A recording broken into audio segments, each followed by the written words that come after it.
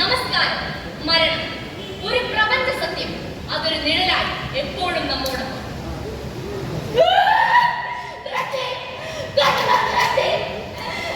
നമ്മുടെ മക്കളിരുന്ന് കരയുന്നത് കണ്ടില്ലേ? നമ്മളെ പോയില്ലേ? നമ്മൾ രണ്ടുപേരും സ്വപ്നം കണ്ടതുപോലെ നമ്മുടെ മക്കളെ നമ്മൾ വളർത്താം. അതിലെനിക്ക് ജീവിക്കണം.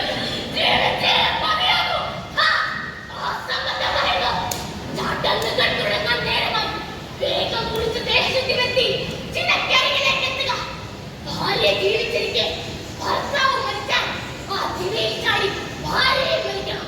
അതാണ് ആചാരം. എന്താചാരം?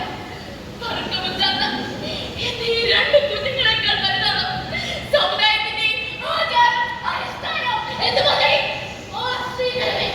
അധികാരികൾക്ക് നേരെ ഉയർന്ന വിജയിനാണ് ഈ ചിതയിൽ എറിഞ്ഞിറങ്ങണം. ആരുടെ ഇവിടെ കയ്യിൽ കാലും പിടിച്ചു കെട്ടി ഈ ചിതയിലേക്ക് എറിയുക.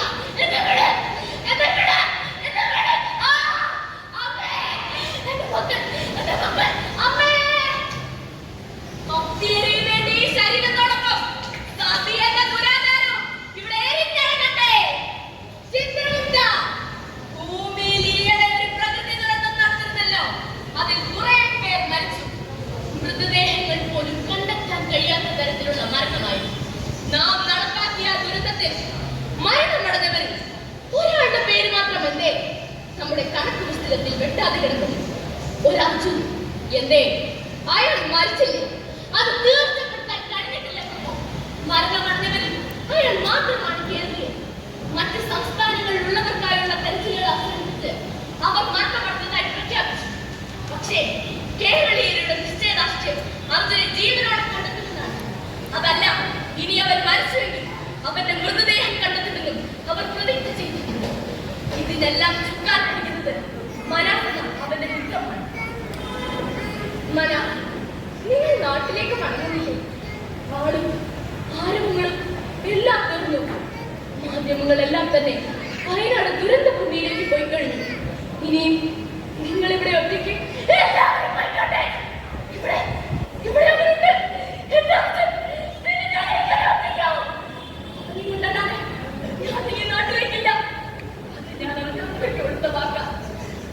വലിയ കളിപ്പാട്ടവുമായി വരുന്നത് കാത്തിരിക്കുന്നവന്റെ മകൻ എന്താണ് സംഭവിച്ചതെന്നറിയാതെ ഒന്ന് പൊട്ടി കരയാൻ പോലും കഴിയാതെ അവന്റെ ഭാര്യ പറയാ ഇല്ല, ഇവിടെ കിടന്ന് മരിക്കേണ്ടി വന്നാൽ അവനെ ഉണ്ടല്ലാതെ ഞാൻ ഇനി നാട്ടിലേക്കില്ല. വേദിയിലിരിക്കുന്ന വിശിഷ്ട വ്യക്തികളെ, ഞാനൊരു വഴിയാത്രക്കാരൻ. ഇതുവഴി പോയപ്പോൾ ഒന്ന് കയറിയെന്നേ ഉള്ളൂ. സ്ഥലം മാറിപ്പോകുന്ന ഉദ്യോഗസ്ഥന്റെ പേരിൽ കുറച്ച് ആരോപണങ്ങൾ ലഭിച്ചിട്ടുണ്ട്. കഴിഞ്ഞ 2-3 ദിവസങ്ങളായി ഒരു പെട്രോൾ പമ്പിന്റെ NOC സംബന്ധിച്ച കാര്യത്തിലായി ഞാൻ ഈ ഉദ്യോഗസ്ഥനെ വിളിക്കുകയുണ്ടായി.